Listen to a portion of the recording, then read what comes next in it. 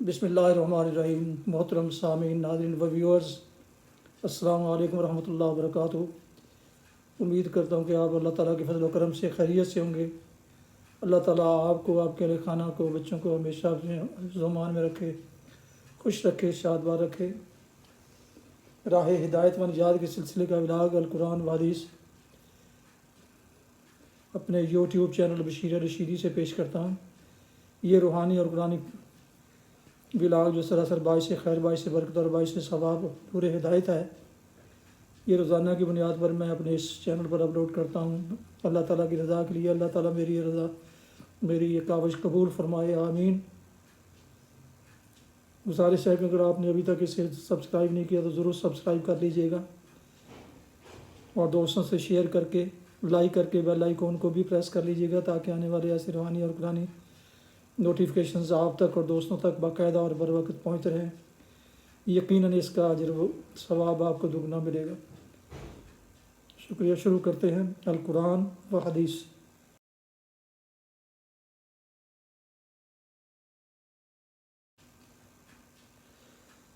اعوذ باللہ من الشیطان الرجیم، بسم اللہ الرحمن الرحیم۔ وَقُلِ الْحَقُّ مِنْ رَبِّكُمْ فَمَنْ شَاءَ فَلْيُؤْمِنْ وَمَنْ شَاءَ فَلْيَكْفُرْ إِنَّا أَعْتَدْنَا لِلظَّالِمِينَ نَارًا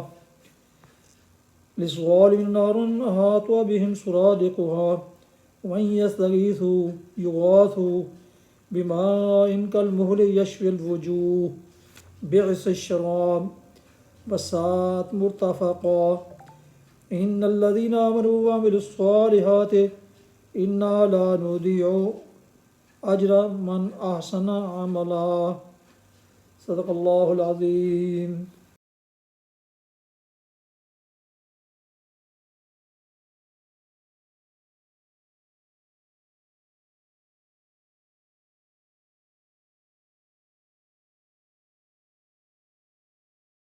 آپ نے سورہ الکہف کی آیات مبارکہ 29 اور 30 کی تلاوت سماعت فرمائی، اس کا اردو ترجمہ پیش کرتا ہوں۔ وَقُلِ الْحَقُّ مِنْ رَبِّكُمْ، صاف کہہ دیجئے کہ یہ حق ہے تمہارے رب کی طرف سے۔ اب جس کا جی چاہے مان لے، اور جس کا جی چاہے انکار کر دے۔ ہم نے انکار کرنے والے ظالموں کے لیے ایک آگ تیار کر رکھی ہے جس کی لپٹیں انہیں گھیرے میں لے چکی ہیں۔ وہاں اگر وہ پانی مانگیں گے تو ایسے پانی سے ان کی توازے کی جائے گی جو تیل کی تلچھٹ جیسا ہوگا، اور ان کا منہ بھون ڈالے گا۔ بدترین پینے کی چیز اور بہت بری آرامگاہ رہے وہ لوگ جو مان لیں اور نیک عمل کریں، تو یقیناً ہم نیکوکار لوگوں کا اجر ضائع نہیں کیا کرتے۔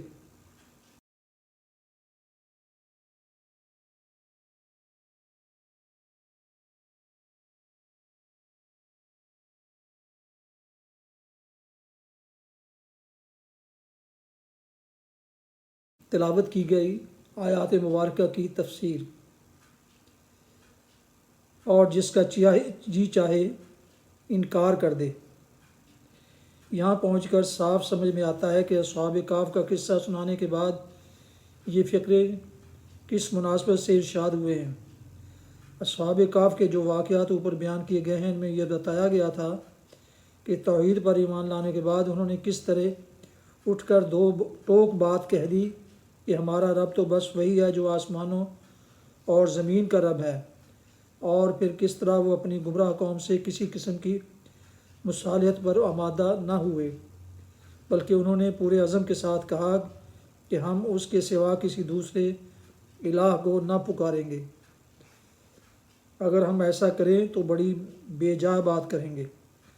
اور کس طرح انہوں نے اپنی قوم اور اس کے معبودوں کو چھوڑ کر بغیر کسی سہارے اور بغیر کسی سر و سامان کے ایک غار میں جا پڑنا قبول کر لیا، مگر یہ گوارا نہ کیا کہ حق سے بال برابر بھی ہٹ کر اپنی قوم سے مصالحت کر لیتے۔ پھر جب وہ بیدار ہوئے تب بھی انہیں فکر ہوئی تو اس بات کی کہ اگر خدا نخواستہ ہماری قوم کو اپنی ملت کی طرف ہم کو اپنی ملت کی طرف لے جانے میں کامیاب ہو گئی تو ہم کبھی فلاح نہ پا سکیں گے۔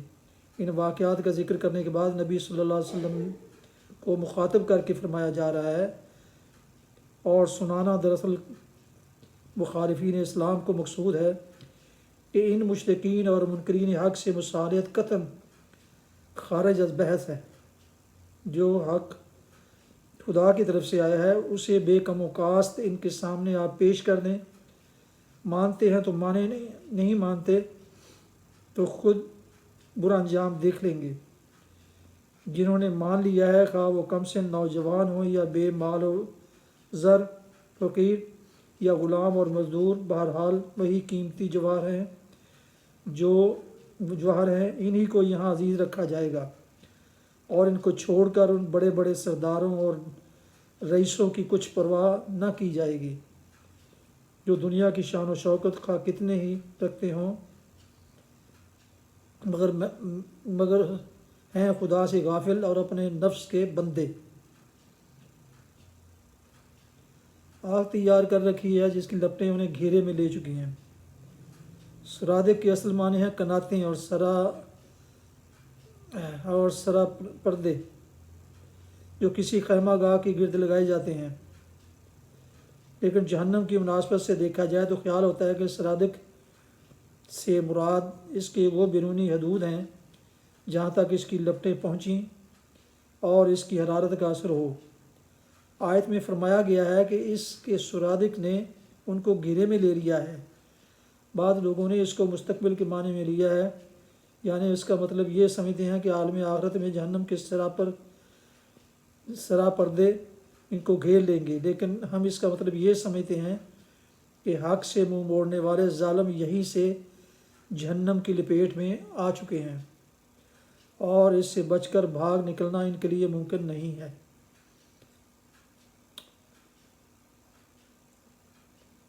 تو ایسے پانی سے ان کی تواضع کی جائے گی جو تیل کی تلچھٹ جیسا ہوگا۔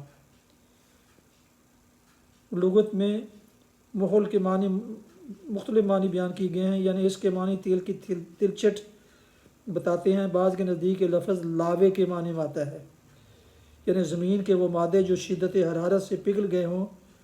بعض کے نزدیک اس سے مراد پگھلی ہوئی دھات ہے، اور بعض کہتے ہیں کہ اس کے معنی پیپ اور لہو کے ہیں۔ استغفر اللہ۔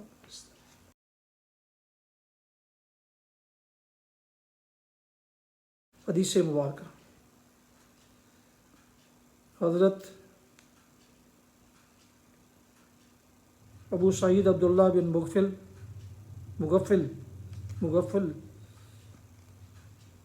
رضی اللہ عنہ سے روایت ہے کہ رسول اللہ صلی اللہ علیہ وسلم نے شہادت کی انگلی یا انگوٹھے پر کنکری رکھ کر مارنے سے منع فرمایا، اور فرمایا کہ یہ کنکری نہ شکار کو قتل کرتی ہے اور نہ دشمن کو زخمی، البتہ یہ آنکھ پھوڑ دیتی اور دانت کو توڑ دیتی ہے اگر کسی کی آنکھ یا دانت میں لگ جائے۔ یہ بخاری مسلم کی حدیث ہے۔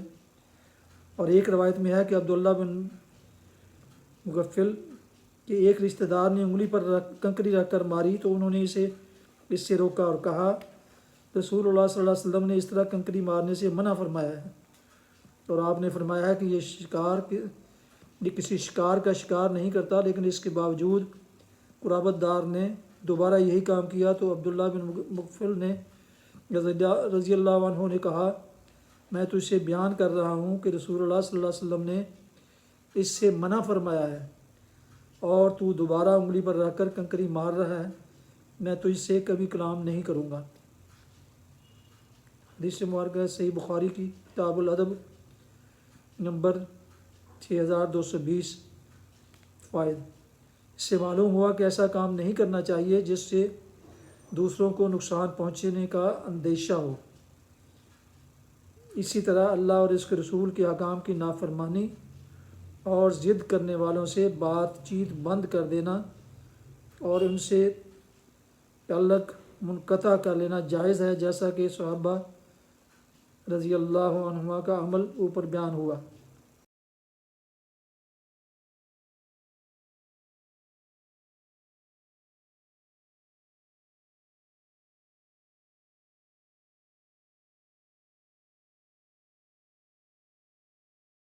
محترم ویورز، ابھی آپ سن رہے تھے، دیکھ رہے تھے راہ ہدایت و نجات کے سلسلے کا ولاگ القرآن و حدیث، جس میں آج سورہ الکہف کی آیات مبارکہ 29 اور 30 کی تلاوت، ترجمہ اور تفسیر بیان کی گئی۔ اس کے علاوہ ایک حدیث مبارکہ بھی آپ کی خدمت میں پیش کی گئی۔ یہ ولاگ یہ جو روحانی اور قرآنی ہونے کے علاوہ سراسر باعث خیر، باعث برکت اور باعث ثواب نور ہدایت ہے۔ یہ روزانہ کی بنیاد پر میں اپنے یوٹیوب چینل بشیر رشیدی سے اپلوڈ کرتا ہوں، اور آج بھی کیا ہے، لہذا اسے سکپ مت کیجیے گا، اور اسے بلکہ لائک کر کے بیل آئیکن کو ضرور پریس کیجیے گا، اور اگر شیئر نہیں کیا، سبسکرائب نہیں کیا تو ضرور سبسکرائب کر کے دوستوں سے شیئر بھی کر لیجیے گا۔ اللہ تعالیٰ آپ کا حامی و ناصر ہو، اللہ تعالیٰ آپ کو، آپ کے اہل خانہ کو ہمیشہ اپنی زمان میں رکھے۔ آمین۔ اپنا بہت ہی زیادہ خیال رکھیے گا، اپنی دعاؤں میں پاک وطن، والدین، آبا و اجداد، اعزاء و اقارب، دوستوں کے علاوہ اس ناچیز کو بھی ان میں شامل فرمائیں، تو انتہائی شکر گزار ہوں گا۔ آج کا یہ ولاگ میں ختم کرتا ہوں اس دعا کے ساتھ کہ آپ اور آپ کے اہل خانہ جہاں بھی رہیں خوش رہیں، آباد رہیں، شاد باد رہیں۔ آمین۔ السلام علیکم ورحمۃ اللہ وبرکاتہ۔ پاکستان زندہ باد۔ اللہ حافظ۔